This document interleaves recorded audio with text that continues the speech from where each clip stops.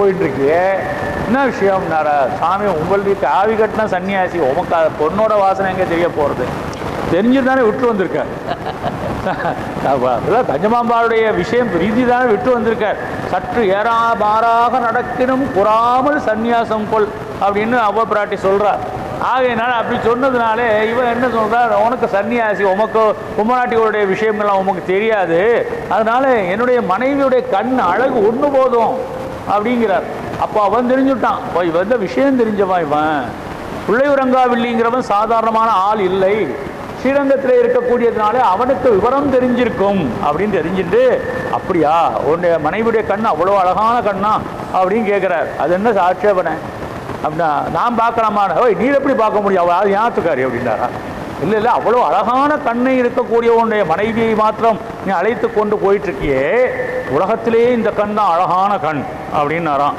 அப்போ இதை விட அழகான கண் வாய்ப்பே இல்லை சுவாமி, சான்ஸே இல்லை. இதை விட அழகான கண் இருக்காது. நான் எத்தனையோ பேர் கண்ணை பார்த்துட்டேன் அப்படின்ட்டு, எல்லாரையும் பார்த்து சுயம்பரம் பண்ணி தான் கடைசியில் ஒரு கண்ணை தேர்ந்தெடுத்து இவர் கல்யாணம் பண்ணிருக்கார் போல இருக்குது. இல்லை, காமிக்கிறேன் உனக்கு, நீ காமிச்சதுக்கப்புறம் நீ இந்த சேலை விட்டுறியான்னு கேட்டார். அப்புறம் மனைவியை விட சொல்ல, இப்படி ஒரு பேதமைத்தன்மையை செய்வதை நீ விட்டு விடுகிறாயா அப்படின்னு ராமானுஜர் கேட்கிறார். தாராளமாக காமிச்சிரும் சேலஞ்ச் அப்படின்னார். ராமானுஜர் பிள்ளை உரங்காவிலேயே கையை பிடிச்சா என்ன அர்த்தம்? சிஷ்யப்பன், அவருக்கு தீட்சை ஆயிடுத்துன்னு அர்த்தம், ஸ்பர்ஷ தீட்சை ஆயிடுத்துன்னு அர்த்தம். போய் திருமங்கை ஆழ்வார் பெருமாள் காலில் இருக்கக்கூடிய விஞ்சிய காயின வாயினால பல்னால கடிக்கிற போதே பெருமாள் திருவடியை எப்படி வச்சிருக்கார், தலை குனிஞ்சுட்டார், தலை மேலே சிறகு மேலே அவர் கால் பட்டு எடுத்த பெருமாள் கால் டைரக்டாக இந்த சடாரி பெருமாளுடைய திருவடி டைரக்டாக அவருக்கு கிடைச்சிது திருமங்கை ஆழ்வாருக்கு. அப்போ அவர் தான் ஞானம் வந்தது. அவரிடம் கழியனோ இவன் சொன்னார் போல இவர் சொன்னார். ராமானுஜர் டக்குன்னு கையை பிடிச்சார், பிள்ளைவரங்கா வெளியே பிடிச்சி விறுவிறுன்னு ஸ்ரீரங்கத்தில் போய் உள்ளே விட்டார், கருவறையிலே போய் விட்டுறார். பெருமாளிடத்தில் பிரார்த்தனை பண்ணிட்டே போகிறார். ஓய், ஒன்றை நம்பி இவருக்கு ஒரு வார்த்தையை கொடுத்துட்டேன், இதை விட அழகான கண்ணை காண்பிக்கணும்னு நான் சொல்லிட்டேன், அதனால உன் கண்ணை நல்லா அகல விரித்து காண்பிச்சிரு, பெரியவாகி புடை வரைந்து அத்திருக்கண்கள் என்னை பேதமை செய்தனவே. ஆழ்வார் அனுபவிக்கிறார். நெடியவாய் புடை விறந்து அக்கண்கள் எம்மை பேதமை செய்தனவேன்னு ஆழ்வார் அனுபவிக்கிறார். அப்படி ஒரு கண்ணை நெடி அப்படியே ஸ்தாரமா பங்கைய கண்ணை காட்டு அப்படின்னாரா. கொண்டு போய் பிள்ளைவிரங்காவில்லியை கொண்டு போய் காண்பிச்சார். அதை பார்த்து மயங்கி அன்னுக்கே சரண்டர் ஆயிட்டார். இந்த கண் கொண்டல் வண்ணனை கோவலனாய் வெண்ணை உண்டவாயன் என் உள்ளங்க வந்தான் அண்டர்கோன் அடியரங்க தமுதனை கண்டகங்கள் மற்றொன்றினை காணாவே. ஒரே வருத்தம் இதுக்கு மேலே நான் எதுவுமே நான் பார்க்க முடியாது. இந்த கண்கள்லேயே அப்படியே சொக்கி போய் பிள்ளைவிரங்கா வில்லிதாசராக மாறினார். பொன்னாச்சியும் சுவாமி ராமானுஜருக்கு அப்படியே சிஷ்யராக மாறிட்டார். ஆக இவர்களுக்கு கண்ணை காண்பிப்பதற்கு இன்னைக்கு இந்த பாசுரம் அமைஞ்சது. இன்னொரு விசேஷம் என்னன்னா, இன்னைக்கு தாயார் பெருமாள் என்ன பண்ண போறார், தசமி திதி நாச்சியார் திருக்கோணம் எடுக்க போறார்.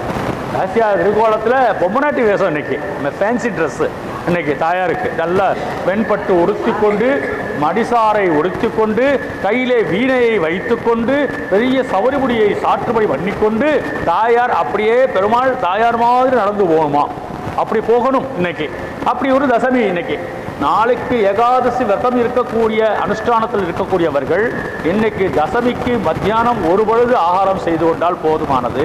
காலையிலே இன்னைக்கு எண்ணெய் தேய்த்து ஸ்நானம் பண்ணியிருக்க வேண்டும். மத்தியானம் ஒரு பொழுது சாப்பிட்ட பிற்பாடு இன்னைக்கு நைட்ல இருந்து ஆகாரத்தை நிப்பாட்டிடணும். நாளைக்கு ஃபுல்லாக ஆகாரம் கிடையாது. அப்பப்போ காஃபி டீ குடிக்கலாமா, அப்படி கன்செஷன் இருக்கா அப்படின்னா அது இன்னும் மோசம். எத்தையும் சாப்பிடக்கூடாது, எச்சில் கூட முழுங்கக்கூடாதுங்கிறான். எச்சில் முழுங்கினாலே போச்சு விரதம் அப்படின்னு சொல்கிறா. அப்போது அது டயபெட்டிக் இருக்குது, எனக்கு சர்க்கரை வியாதி, எனக்கு ஒரு காஃபி சாப்பிட்டா தான் நல்லா இருக்கும், அது அவாவாஷ்டம், என்ன பிராப்தமோ அது பிராப்தம்.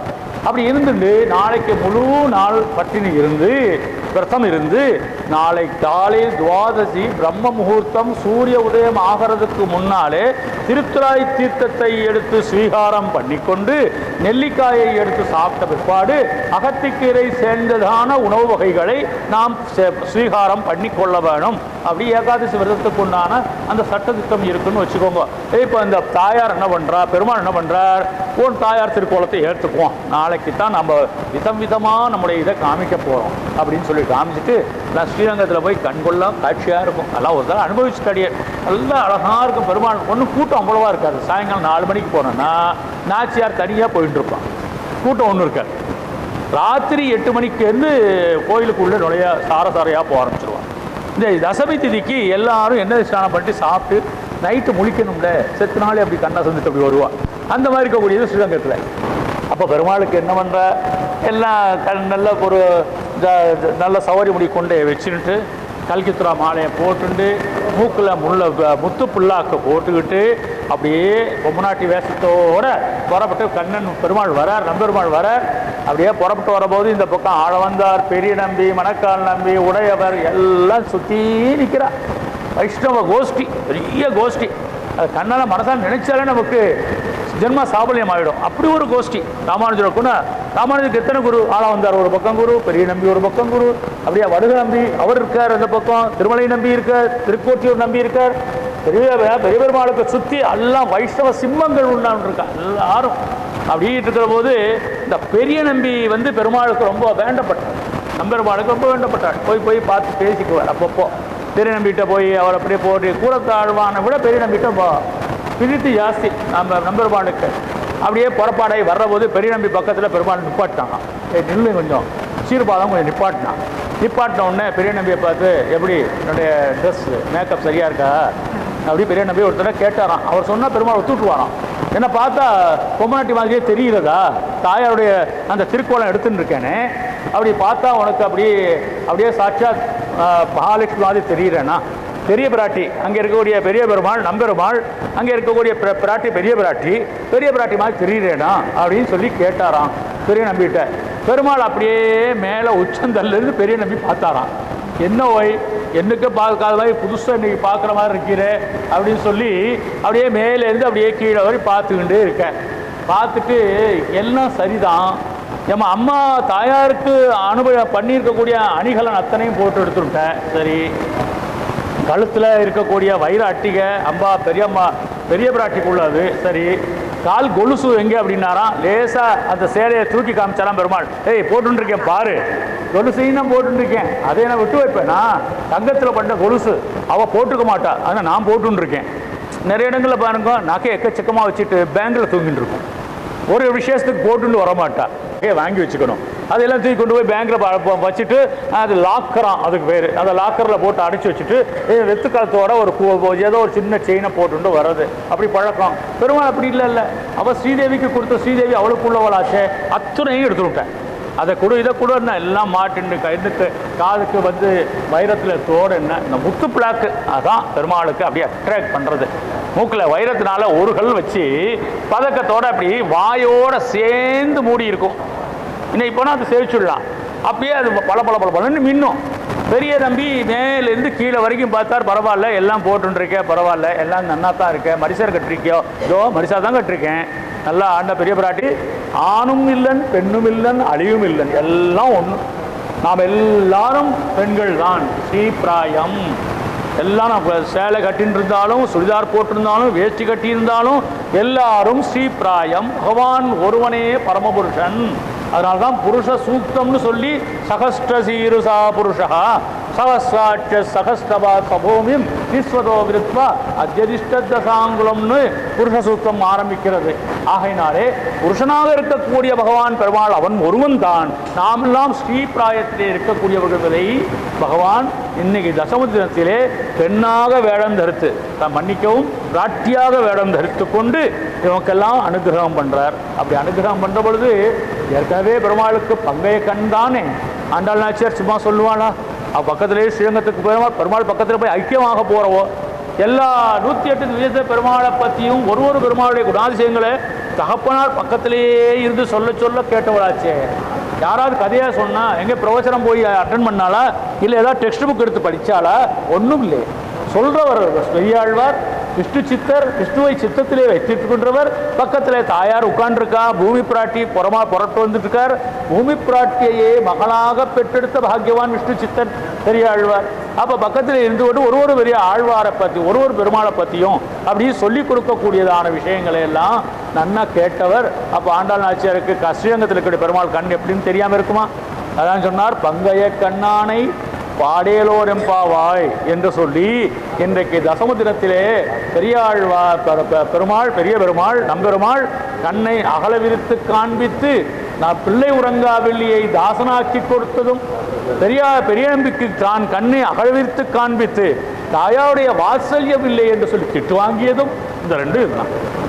ஆகையினாலே பங்கைய கண்ணானை பாடேலோர் எம்பாவாய் நேத்திக்கே புறப்பட்டு வரேன்னு சொல்லி எழுப்புனேன்னு சொன்னியே, நானாதாய் நாணமில்லையா நாவுடையாய் நிறைய நாக்கு ரொம்ப பேசக்கூடிய பொம்மலையாச்சே நீ இன்னும் எழுந்திருந்து வராமல் பங்கைய கண்ணானை பாடேலோர் எம்பாவாய். யாரவன்? சங்கொடு சக்கரம் எந்தும் தடக்கையன். சாதாரணமான ஆள் அவன். சங்கொடு சக்கரம் எந்தும் தடக்கையன். பெருமாளுடைய கண்ணன் பெருமாள் தாங்கிறதுக்கு என்ன உதாரணம் சொல்லி பார்த்தார்கள் ஒருத்தரும். இந்த கையிலேயும் சங்கு சக்கர பொறி இருக்கு.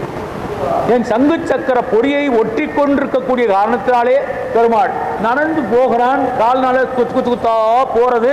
ஒரு இடத்துல சங்கு படம் தெரியுது, இன்னொரு இடத்துல சக்கரம் தடம் பொரியுது, இன்னொரு இடத்துல சங்கு, இன்னொரு இடத்துல சக்கரம். பெருமாள் நடந்து போதெல்லாம் அப்படியே சங்கு சக்கரம் தடம் பொரிச்சுட்டே போறது.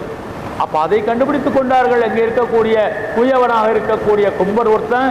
அதனால தான் பானைக்குள்ள பெருமாள் ஒளிஞ்சிட்டதையும் நீ எனக்கு முக்தி கொடுக்கணும்னு சொல்லி ததிவாண்டத்துக்கு மோட்சி கொடுத்ததெல்லாம் இவன் கண்ணன் பெருமாள் தான்கிறத கண்டுபிடிச்சுட்டாங்க அவங்களாம். ஆக சங்கு சக்கர பொறியை ஒட்டி கொண்டிருக்கக்கூடிய பெருமாள் அங்கே சங்கடு சக்கரம் ஏந்தும் தடக்கையன் அப்படின்னா தடங்கள் பொதிஞ்ச பெரிய கைகளை உடையவன் பல்லாண்ட தின்தோள் மணிவண்ணன் அப்படின்னு சொன்னதுனாலே அப்படியே அந்த ரெண்டு கைகளையும் ஏற்றுக்கொண்டு கொண்ட பகவானை நினைத்து நாம் அவனை பாட வேண்டும் அப்படின்னு மிக உசந்த பிரம்மசூத்திரத்துக்கு உண்டான அர்த்தத்தை சொல்லிக் கொடுக்கும்படியான பாசுரம் இன்றைய பாசுரம்.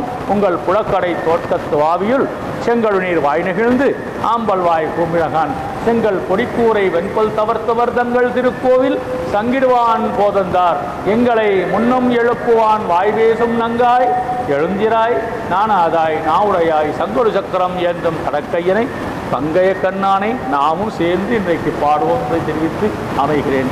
மங்களம் கோசலேந்திராய மகனீய குணாத்மஜே சக்கரவர்த்தி தர்மஜாய சார்வபௌமாய மங்களம்.